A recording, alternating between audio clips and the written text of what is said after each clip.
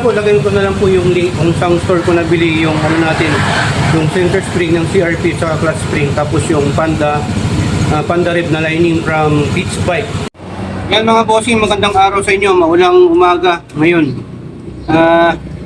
Nagkaroon tayo ng free time, so sinulit na natin yung free time natin kasi wala tayong masyadong ginagawa, kaya CVT ano na naman tayo, maintenance, at syempre CVT tuning na rin, papalit tayo kasi naka-bolt on tayo, so may hinahanap siyang takbo, medyo nagbago ng konti, so tatry ko na mag-combination ulit nito.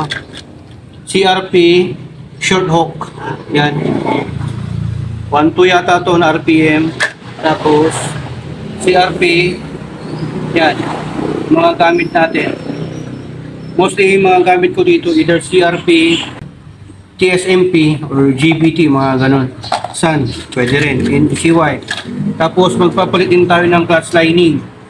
So kung mapapansin nyo, tatry ko lang to kasi ang gusto ko talaga nilalagay ng clutch lining dito kasi syempre 1 and 4 months na rin, 1 year and 4 months na rin si Leafy natin, Black Mamba. So try ko rin magpalit to.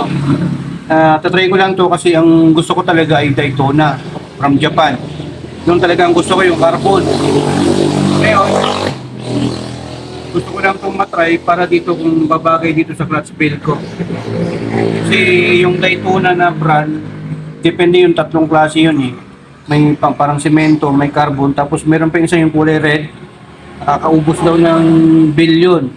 So try ko to. Ito ay pang Panda. Yan. Clutch lining. Pang PCX 160, EDB 160. Actually ito ay pitch bike din po ito. Yan. Pitch bike din po ang nag-design nito. So try natin. Buksan natin. Ganda naman ang packaging niya. Oh. Yan. So yan oh. Meron pala tayong mga free. Oh, meron pang racing gear oh. Yan. Sa mga nakakalam, sa mga cams dyan, di ba? Malaysian made. Yan. Shoutout natin yung nagbigay, yung sealer, oh. Siguro yung shop niya. Yan, performance parts. Shoutout. Tapos, syempre, shoutout din natin. From Malaysia, racing cam. Yan mga ginagamit din natin dito na iba. Sana natin ito. Ano pang ganito? Pogi. Pagkapogi nito, carbon.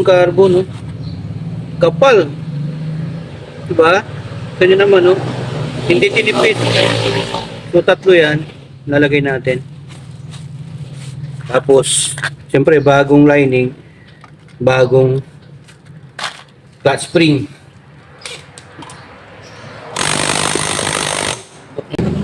Yan, labas tayo ng bago kasi hindi kaya nito eh. Lobat. Ito. Mga tools natin.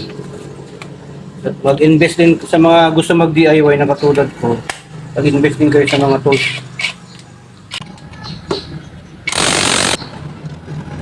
Lakas. Yan.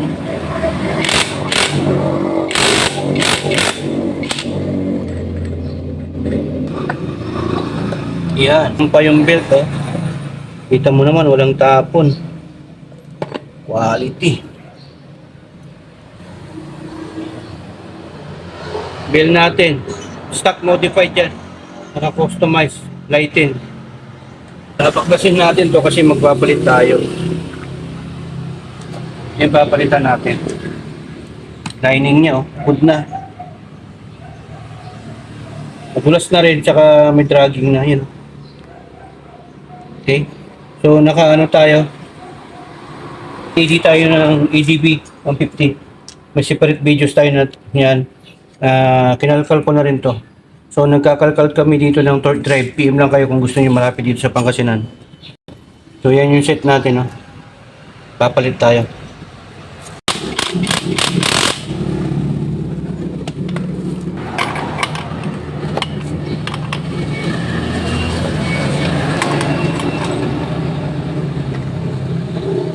Yan, huwag yung bibitawan agad yan kasi itilapon niya. Yan, MTRT brand. So yan, ito yung torque drive na stock ng EDB 150 pero kinalkal natin yan. Kaya ang laki na nung difference nung mm niya. 1.5 to 1 mm, malaking difference na yan. Opening at close yung binago natin dyan. So gumagawa kami na, kaya mag-PMDM kayo kasi dagdag arangkada at dulo. Yan. Nagbago kasi yung opening at close na yan. So, lalagay na natin to. Yan, so from white to yellow. Tingnan natin yung difference. Para mas matangkad pa tong ano, para pantay lang sila oh.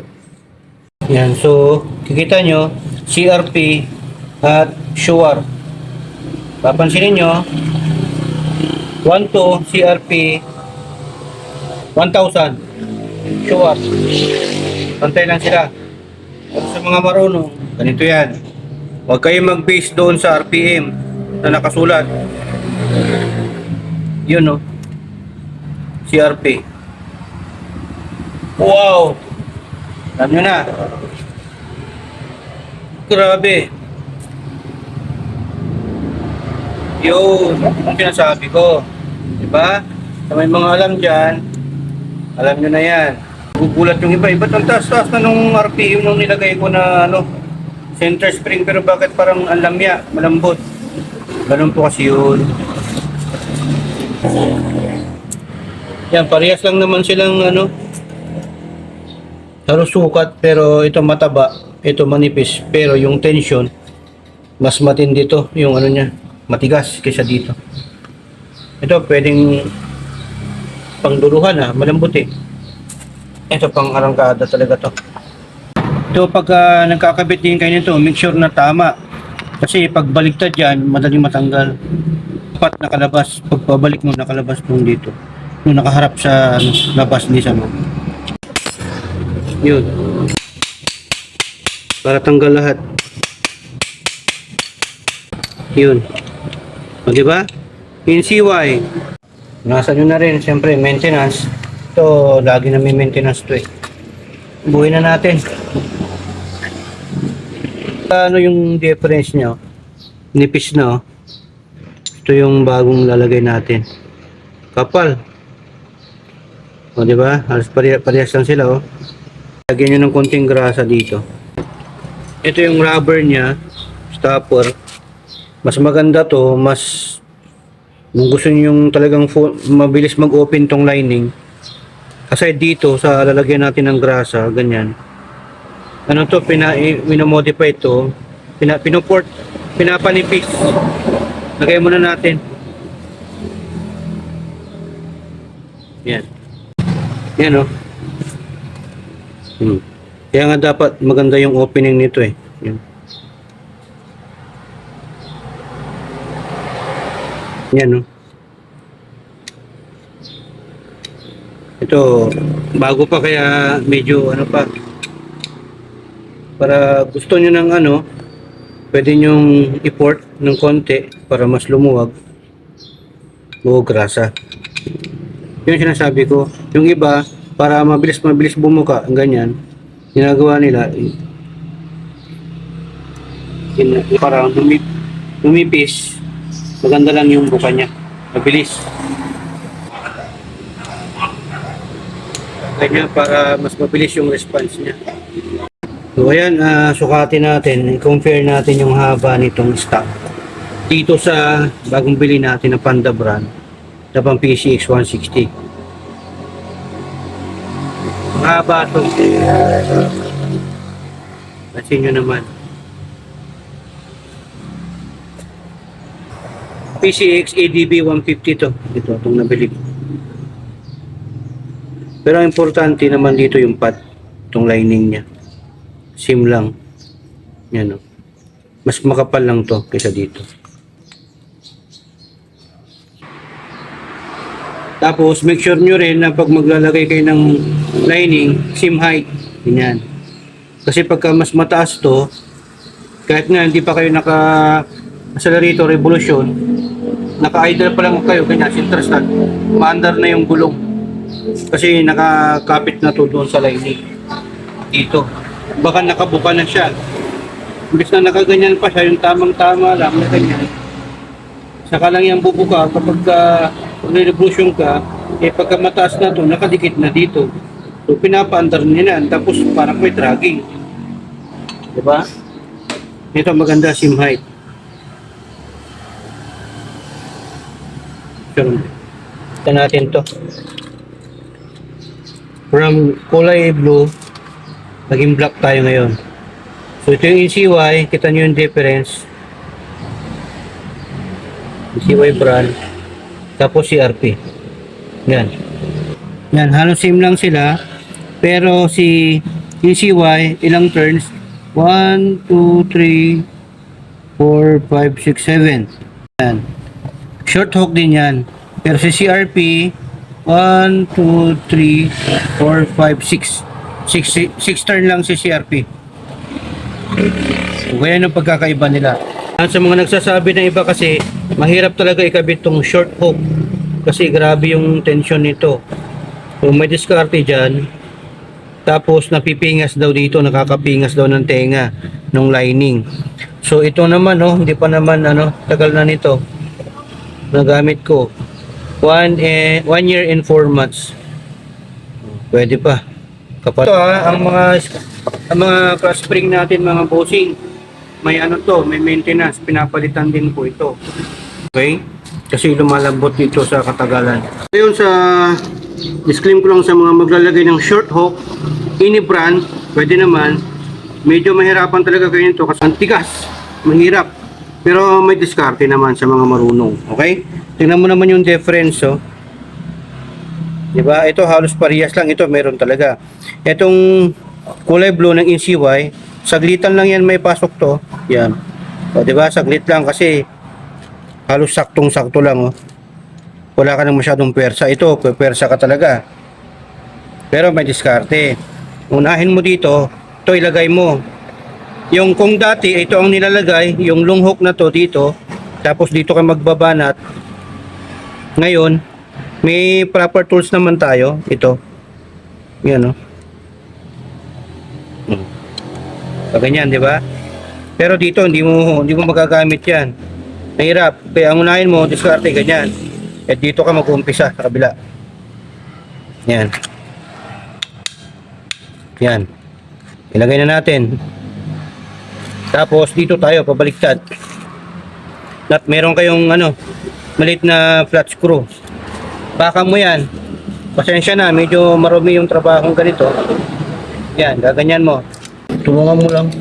Yan. Paano magpasok ng short hook? Mahirap pero may diskarte. Okay? Yan, buuin na natin to. So yan, double check nyo. Kailangan nakalabas. Lumampas yung hook. Yan Kita ba? Kita? Isa. Yan Bila. Yan, dapat ganun. Kasi mababaklas yan. Pero hindi naman yan basta-basta mababaklas kasi meron naman to. Kaya yan ang purpose nito, nakaibabaw ng ganyan.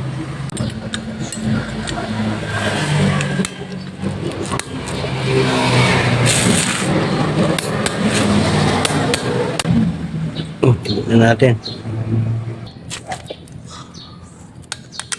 Yan. Tapos yung makintab, yun ang nasa lalim. Yan, last na. Ito, pagka hindi nyo mapapasok, gawin nyo lang. Pantay nyo lang para lumabas yung lagayan niya. Kung saan yung makintab, makinis, ibig ko sabihin, yun sa ilalim. Yung ulitin nyo. Pero pagka bumaon na, di na gumagalaw, pwede na yan. Ganun lang. Yan, kabit na natin.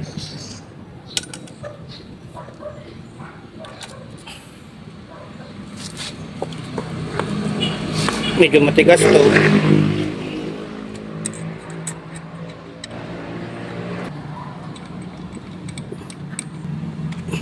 Hintay. Hantay muna natin.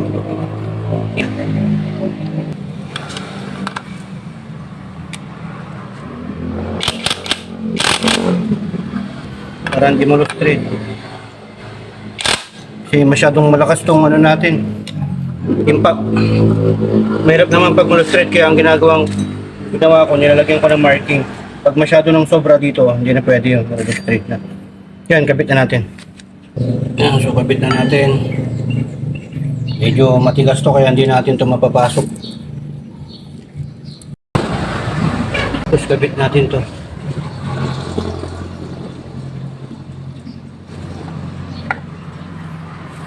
Natin yung line.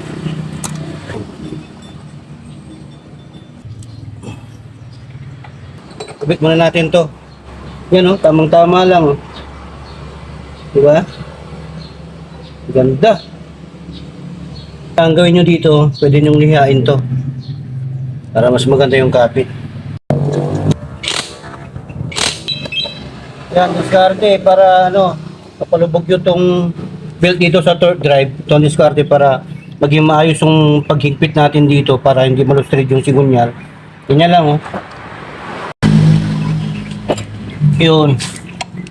Ano, malalim na. Yan.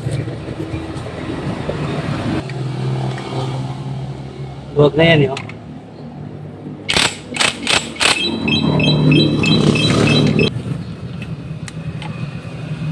Ito, huwag masyadong todo kung bumaril kasi mahirap. Malakas yung impact.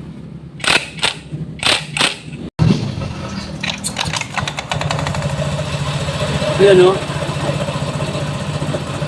Yan, okay. Yan sinasabi ko. Pagka naka-idle pa, naka-center stand, tapos grabe kung umikot na yung gulong, ibig sabihin, palitin na yung center spring, at the same time, pag bagong lining, kumakapit na. Ito, walang puwersa. O, diba? Napapa-stop ko pa kahit na ituturo. Ibig sabihin, yan, pagka umikot lang ng konti-konti, okay lang yan, normal yan. Pero pag yung ganyan, wala pa nag-revolution, wala pa nag-accelerate, tapos gumaganyan na sa naka-center stand, may papalitin dyan. O kung bagong lining naman, lihain lang yung ibabaw ng lining, baka kumakapit na, bumubuka na. So try natin. Lakas oh. Lakas ang kapit.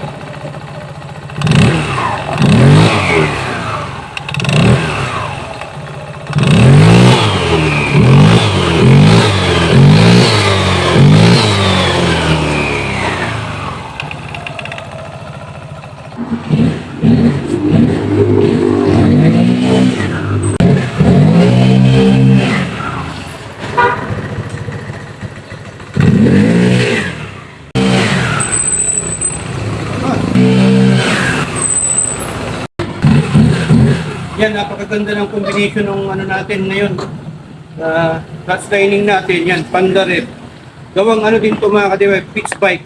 Tapos yung combination natin dito, CRP na 1.2, yan, 36160.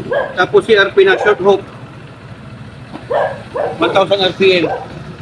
Pagka gusto nyo mag-DIY, biyahin nyo lang yan. Pero dito sa splitting natin kayo dahil dalawa lang po ang meaning ng DIY dito. Do it yourself at destroy it yourself. So yan, under observation pa lang naman to. Ang gagawin natin dito, mas maganda kung naka-pipe ka. Kasi stock pipe pa tayo, pakita mo. Yan. Stock pipe pa yan mga boss. Tunog kargado. DPD tuning plus bolt lang yan. Na-maximize natin yung bolt natin. Tapos, expansive siya ngayon. Grabe yung kapit niya.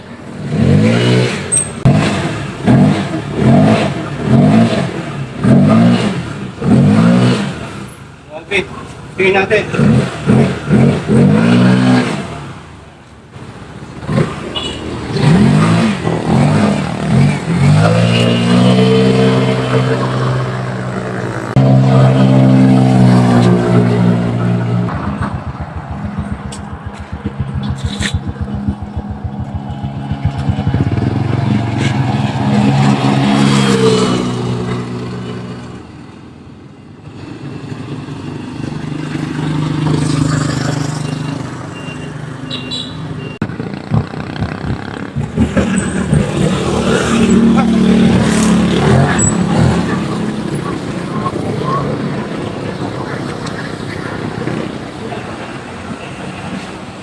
Grabe, sobrang lakas ng arangkada niya, pati dulo niya. Okay lang magbabago niya. So wala lang po, lagay ko na lang po yung link kung saan store ko nabili yung ano natin, yung center spring ng CRP sa clutch spring, tapos yung Panda Red na lining from Beach Bike. So yun mga ka-DIY. Kung nagustuhan mo itong video, siyempre share mo to sa mga tropa natin para makatulong din sa kanila. Mag-comment kayo sa contact, mag-like, share, and follow din yung Facebook page natin. At siyempre, subscribe na din yung YouTube channel natin mga ka-DIY para gusto kayo matuto sa Tipin 180 po DIY. Yun, basta pag hindi nyo kaya, pagawa nyo na lang po sa mga certified mechanic ninyo, sa mga trusted mechanic ninyo. Ayan, ito sa SPT, natuto ka na, nakatipid ka pa dahil sa SPT Sharing Steering. Maraming salamat. Ito sa Glory, Berta. Ayun.